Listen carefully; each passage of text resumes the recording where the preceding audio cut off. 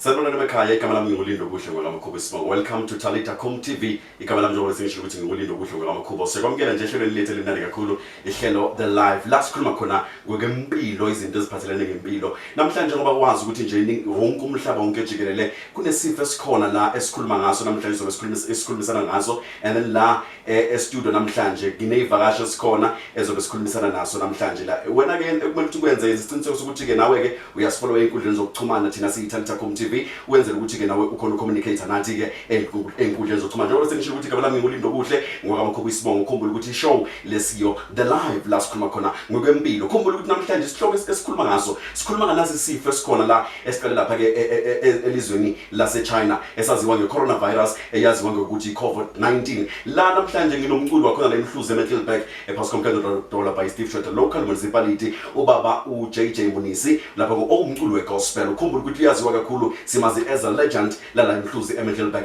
Ake sikhulumisane naye ke sizwe nje ukuthi ke siyazi ukuthi ziningi izinto ezenzakalayo eNingizimu Afrika. Sebakhulumile nabo president basho baveza ukuthi kumele ukuthi siyiphathe kanjani ngenxa yalesifo esikhona. Manje sifuna ukuzwa njengabo abaculi begospel njengoba mhlawumbe abaculi ebaphathelene nezinto zomculo. Siyazi ukuthi kuningi nje kwenzakalile kuhlangahlakane wonke umhlaba, but sifuna ukuzwa kibo ukuthi ke yini namhlanje mhlawumbe esingakhuluma ngako ukuthi sibone ukuthi njengoba lesifo sesikhona eNingizimu Afrika ikuphi mhlawumbe esingakugwema izinto ezifana njengalezo. Baba siyabonga kuTalitha Cumi TV, sokwamukela futhi kuhlelo The Live la sikhuluma khona ngokwezempilo. Baba JJ.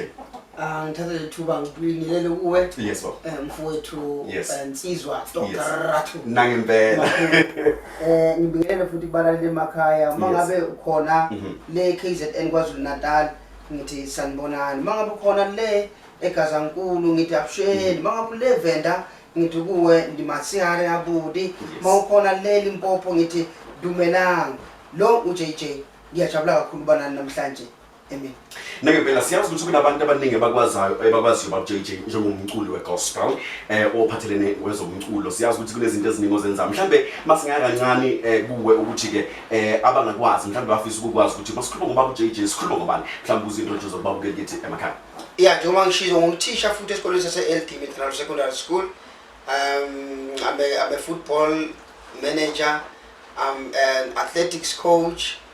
I am a speech and public speaker coach as well, training as participate kulezo zinto ezinjengalezo. Yes. Yeah, there are so many things engizenzayo in life.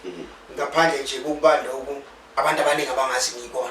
Nangempela njengoba sekashilo uJJ sekakhona na sinayila e-studio sethu eTalitha TV. Ukhumbula ukuthi ke ihlelo la khona sithi ke The Live la sikhuluma ngokhona ngokwezempilo. Namhlanje ngoba bengishilo ukuthi baba JJ sikubizela ukuzokhuluma nganasi isifo esesibambe eNingizimu Afrika yonke. Bese sibheke thina ukuthi sise China kuphela, but now nathi siyiNingizimu Afrika sesibambekile, and then kunamanye amazwe akhona la anawo abambekile nezifundazwe ikhona eNingizimu Afrika ezibambekile esibanjwe ile sifo. Nathi ke sisifunda seMpumalanga sibambile lesifo sesikhona kithi, but sifuna ukubona ukuthi iziphi indlela esingazenza. Sekakhulumile upresident wethu washo ukuthi kumele ukuthi sibe clean la sikhona, kube nenhlanzeko. Ingakho nathi la ubona ku clean ngendlela eyisimanga, because we understand ukuthi lesi sifo si dangerous. Abantu they take ukuthi maybe mhlambe kuyadlala. Njengoba waqala ukuzwa ngaso lesi sifo ukuthi kunasi i-coronavirus noma i-COVID-19, wena kwakuphatha kanjani njengomculi wegospel? To be honest, makusaqala ukukhulunywa nge-coronavirus ibalwa le China. At the time angithathanga nje serious. Sure. It was more like something distant mhlambe ngeke ngifike la kithi. Because ngangaresearchanga kahle ngayo understand ukuthi uhlobo lwesifo. I thought abo AIDS bafikile, abo Ebola bafikile, it would be easily dealt with. Asikhumbuli thina siba nayo la in South Africa.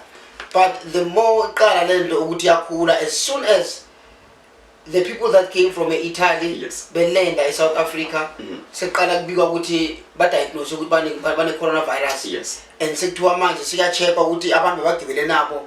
You know, I started realizing ukuthi this is very serious. Yes. But then mina in later tenure it's more like it's taking us back to basics. Yes. The sifo se-COVID-19. Yeah. That number one, uNkulunkulu uthi abantu bami abayibiza ngegama lami. Yes. You know. Yes. That scripture, it says a lot, because you check around the world about the way sesimkhohlwe ngaNkulunkulu. Yes. The way sesirelaxe ngako, you know, siyakhohlwa nje ukuthi masiphila siphilela bani. And uNkulunkulu is trying to show us ukuthi mina if ngifuna ukwenza into ngayenza within a snap of a finger. Mangifuna can wipe the rest of the work manje within a second, and ayekho umuntu ongenza anything about that. You know, I was looking at a cartoon in a Namatafulai too. Yes. A1 it come, coronavirus is coming. Yes. It Jesus is coming. Yes. Iku yabantu abayala ukuthi coronavirus is coming la kunosizo khona le corona yinde kabi igcwele abantu. Yeah. But lethu Jesu yabuya abengekho nomuntu oyedwa abantu ba more worried about coronavirus nokuthi sizilapha kanjani kiyo more than asiyenanga umnikazi wa yonke into ongakwazi nokucontrol coronavirus. Because in a way uNkulunkulu is simply trying to show us ukuthi you know what ni more focus of impilo zenu yakhohlwa ukuthi umnikazi wempilo ubani. Because more so you may find that uNkulunkulu is simply presenting into it was prophesied insuku zokugcina this, and we need Christ this more than ever before. But singabantu ngathi kunenkungu esivalile ukuthi singaboni still ukuthi lesi sikhathi sokuthi sigijimele kuJesu, still sifuna ukugijimela la siyophola khona bese sibuyele entweni zethu. Number 2, to me it's more like reminding us about the basics of health. Yes. Because masibantu siphila, we are very reckless. You see into encane zokuthi uma ubambe handle yomnyango, uma ugibele i-lift upress ama button, uma u-ATM upress ama buttons, there's somebody else ozile before wena. And according to health requirements, each and every time uqeda ukusebenzisa izandla zakho anywhere else kufanele uyigeze. But how many of us are conscious of that? Abaningi bethu asikunaki lo asicabanga futhi until manje labantu baqabanga khona konje kufanele ngeze izandla kodwa mangikhawula ubanga ngesandla kufanele ngeze izandla because angimazi ukuthi ubuye kobamba ini. Because especially if you check njengabantu besilisa for instance mangabeka kahle le njengabantu besilisa indlela esiphila ngayo asinaki uyajika nje lapha ufika uyayikhulula maqeda ukuyikhulula uyabuya uthola amadoda ayadla lapha ufaka isandla ungagezanga izandla and mangaka ama germs uwathelako lapha abantu ababa affected ngawo mase ebingcwabeni nje for instance uthiwa banina kamoli senkeng amadoda ayagijima esenkeng but nawuthi yacheka ukusuka lapha emathuleni bangaka bageza izandla bangaka bayinqwayile bangaka bayithintithile le dust bekade beyiphethe bangaka bafinyile asizinaki into ezinjengalezo. But through this we are also reminded to know what impilo it's very important. Let us take it as seriously as it's supposed to be. Nangempela ukhuluma ngezinto ezibalekile kakhulu, ukhuluma ngezinto ngokuthi abantu bebangasakubheki ukuthi inhlanzeko ibaleke kangakanani, and then abantu bebangasabheki ukuthi uNkulunkulu nakhona ubaleke kangakanani. And then God is very important ukuthi thina sonke esiphila emhlabeni. Nje siyazi ukuthi baba JJ sinjoba sebesekakhulumile ubaba lapha ke upresident asho ukuthi ke kumele sihlanze, kumele ukuthi sibe nenhlanzeko la sikhona, and then kumele ukuthi singahlanganyeli sibe baningi. Siyazi ukuthi kunezinto eziningi ezikhanseliwe ama event ebekakhona, siyazi ukuthi kunezinto eziningi ezikhanseliwe bezikhona ebekumele ukuthi zenziwe. Siyazi ukuthi ke bekunama event bese kahleli kunama event abantu ababhadaliwe ukuthi bayoperforma khona, but akusakhona ukuthi boperform. Njengoba nawe ke ungumculo gospel ngenzeka mhlawumbe uthintekile. Siyazi ukuthi ne economy yaseNingizimu Afrika nayo affectekile izinto ezifana njengalezo mayelana nezinto ezi-importwa eziza la eSouth Africa. Mhlawumbe wena ke njengawo ungubaba JJ iziphi izinto noma mhlawumbe iziphi izinto ezithintekile ku lifestyle yakho noma empilweni yakho? Yeah, you see this disease affecting into kakhulu mfowethu msizwe. Yes. More check how many gigs have been cancelled. Yes. I personally had about 3 for this coming Easter. Wow. Where I had to which I had to honor. But unfortunately with this, because they are church related. Yes. And we are born manje ukuthi even namason they've been challenged. Yes. Yes. If into a challenger even neson. I mean, akukho ungaphezulu kwaloko ungacomplaina ngawo. So it's unfortunate ukuthi this pronouncement had to be made. Yeah. And manje president as the person that is above all of us in terms of umthetho accounting. Yes. We just have to oblige because I believe president akwenzayo is for the best benefit of the country nempilo zabantu. Yes. Because sometimes we find siba ignorant kwesikhathi njengabantu. Too much. Sifuna ukurizina nemithetho ebekwayo ukuthi hayi upresident akekho is not above God. But if you check the word of God, yes, izwi kaNkulunkulu lithi ihloniphani abaholi bethu. Yes. Abaholi benu alikhulumi ngoNkulunkulu in this instance but khuluma ngomuntu ongumholi emhlabeni and because anybody that is in position of power regardless ukuthi ubani regardless ukuthi uyakholwa noma akakholwa lo muntu lo uNkulunkulu umbekile kuleyo position there because uNkulunkulu uvumile ukuthi abe lapha for a specific purpose so whether uyakholwa wena awungakholwa kakhulu ukudlula umuntu uNkulunkulu ambekile oblige to leyo mthetho ebekiwe because it is meant to serve ama best interest wabantu because kuyi responsibility of government to see to it that this disease is kept uma sizoba nenkani sithi no siya ngenkani la sifuna ukuyakhona uNkulunkulu siyamthemba siyamlinga uNkulunkulu because in a way senqala umthetho yena ubekile we fail to oblige by imithetho ebeke umuntu ombekile in that position because if you can check mangibheka nje Free State for instance the sonto ekuthiwa kunabantu abawu7 ababuya abavakashela phesheya different and nobody knew about it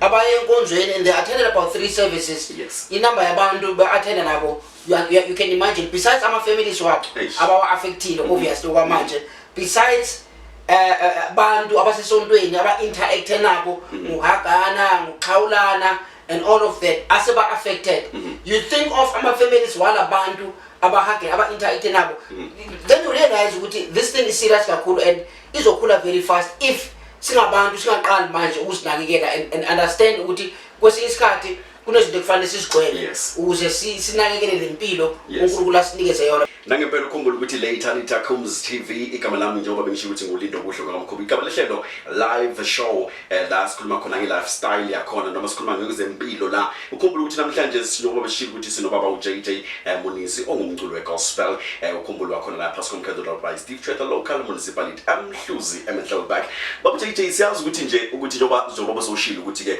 kunama event la bobizwe khona akhanseliwe siyazi ukuthi makhanseliwe ama event imali ayingeni izinto eyifana njengelezo ekhaya babuke wena mhlambe as a breadwinner njengomuntu onakekela umndeni njengoba bakhanselile even ama event lawo manje ukusurvive empilweni uyosurvive kanjani njengoba sekhanseliwe fortunately ngensizwa njengami uNkulunkulu wangikhanyisela ilanga lingakaphumi ukuthi umculo lo wenze as a tool yokumserva but not as a source of income as an educator I'm well covered because inyanga mayiphela uhulumeni uyalahlela but yes it's true if you've got a gig it's an extra income that you need because empilweni isiningi lesizidingayo akusho ukuthi mhlambe if nithi mina ngiyasebenza and therefore ukhathelwa kwamagig akungi-affect at all because already there are things ebese ngisihlelile ngalokho bekade ngizongena but ziningi indlela zokuba involved although it's a bit challenging especially for old artists like us asebabadala njengathi technology le asikayibambi kahle but for younger people it's quite easy because bangena ku podcast bafike bashaya o live stream ama digitals abantu babukele online bafike but obviously that also depends on the capacity of your followers because exactly if you are an international and ama millions of supporters like I've seen John Legend somewhere in the week bimkeeper adlala nje piano yakhe live across the world ama viewers ambekile he was making money indirectly but if you've got fewer followers within a smaller space it becomes difficult because bangaka abantu for instance abakhona ungena kuma digital spaces njengabantu abafana nathi we are traditional gospel singers and you can imagine ukuthi ogogo abangisupportako bangaka bayaziwe nje internet or abanomsebenzi nayo mangathi ngiya live ngibukela abangani ngiyenza so it's a bit challenging but there are other ways of course yokuthi ama artists angazama ukusurvive in the next month or so in the absence of ama gigs and everything else for example artists can go to studio produce a single for instance and masone single yakho iphonsele nje kuma digital stores and go radio go digital whatever go TV we publicize nje we push abantu bazoyithanda ngisho abakhona ukubona the only option they have ukuthi bathenge digital whatever it is that you have produced that is one way ongakhavara ngayo because ukwenza isingle it may not be as expensive as doing the whole album and ayithatha isikhathi eside do the single push it on my digital stores and on top of that go to whoever would have loved to have you. Yes, I know emasontweni abavumelanga ukuthi bangene by 2000. Yes. If we saw the capacity at 2000, but split ama services wabo into 100s, and obviously it won't work best if uzoya we attend ama services I8 ngelanga, for instance, whereas now you have been paid for a single performance, single show. You can still liaise with the church and find a way to say single through the churches. You push those single gibo or those copies, and they sell them to the church even in your absence. So yeah, that's one way. Those are the ways which I think zingasebenza ebantwini. But then for younger artists, like I said, akhona ama platforms labangangena khona live. It only depends ukuthi how many followers do you have and how much you'll be able to make. Ngempela. Sasiphetha ke baba JJ mhlambe amazwi akho okugcina kubabukela emakhaya, and then futhi mhlambe nama social media ukuthi bafuna ukufollowa kanjani. Sasiphetha amazwi akho okugcina kubabukela emakhaya mhlambe ungathanda ukuthini kuba advisor ngalasi sifo esisibiza ngokuthi COVID-19 i-coronavirus. Ungathanda ukuthini kubabukela emakhaya? I-coronavirus is just a name, but there's a name that is above all names. Yes. And that name is the name of Jesus. This is the time where, as South Africans, as the world, we need to come together and unite and be one. Kufanele sibonde more than ever before, because then if we see as a unit, forget about our different church affiliations, forget about our different races, forget about where we're coming from, and focus on the common enemy, which is COVID. And if you follow for instance, quarantine ourselves, I don't see it impossible to see it because Sure. And the main purpose is they should not be contacted about doing there as valelwanga ukuthi abantu abahambe bakhenkethe bagcwala indawo yonke bezinto abayithanda, because still it doesn't serve the purpose. But the aim was stay home, stay behind closed doors if you can, and make it a point ukuthi lento it's not given a chance to spread around. Asenzeni kanjalo, asimkhonzeni uNkulunkulu, asimkhole ukuthi uzosinqoba lesifo like he has done with many others before. uNkulunkulu angeke kwazi ukukhulula ama-Israel eGibhithe bese ahlule ukusikhulula esifeni nje esi-COVID-19 coronavirus. So let's come together and fight against this and trust ukuthi uNkulunkulu will conquer for us. Enkundla zokuxhumana bakuthola kanjani baba JJ mabafuna ukuxhumana nawe ababukela emakhaya? Ngiyatholakala ku Facebook JAYJAYJJ Mnisi. Ngiyatholakala ku Instagram JAYJAY Mnisi, the same account. Ku Twitter wangichecka @JAYJAY Mnisi. Those are the platforms la ungang-accessa khona as uJJ. Sixhumane lapho and get to know what is happening in my career. Nangempela sibonga kakhulu baba uJJ Mnisi ongumculi wegospel la eMhluzi eMiddelburg esifundazweni sePascal Kalendorf Steve Chota Local Municipality. Ukhumbula ukuthi nasiyithalita Cumi TV igama lami ngolino kuhle ngokamkhosi. Ukhumbule ukuthi ke ihlelo The Life. Siyabonga.